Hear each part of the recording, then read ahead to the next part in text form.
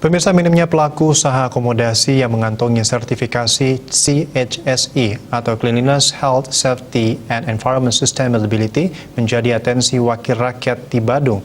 Bagaimana tidak, pariwisata Bali yang rencananya dibuka Juni-Juli 2021 ini harus didukung oleh kesiapan protokol kesehatan atau prokes yang memadai.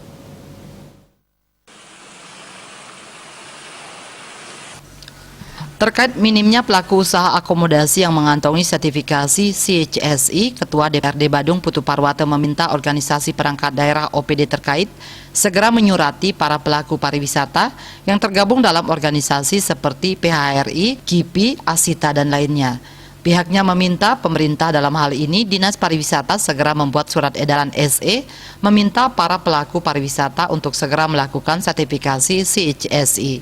Menurutnya, protokol kesehatan berbasis CHSE menjadi suatu keharusan dalam menyongsong kenormalan baru.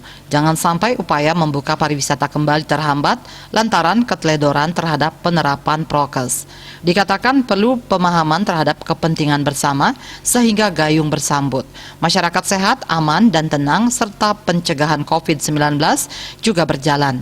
Ujungnya ekonomi bisa tumbuh kembali. Dikatakan seluruh pemangku kepentingan harus melakukan edukasi bersama terkait kepentingannya menjalankan prokes berbasis CHSE.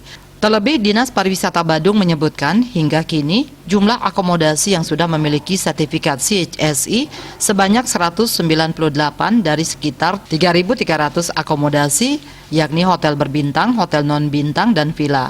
Sedangkan restoran dari 1.800 hanya 64 restoran yang sudah memiliki sertifikat ini. Kemudian pada sektor lainnya 24 daya tarik wisata DTW dan 8 mal yang telah memiliki sertifikat CHSE. Parwata, Bali Post melaporkan.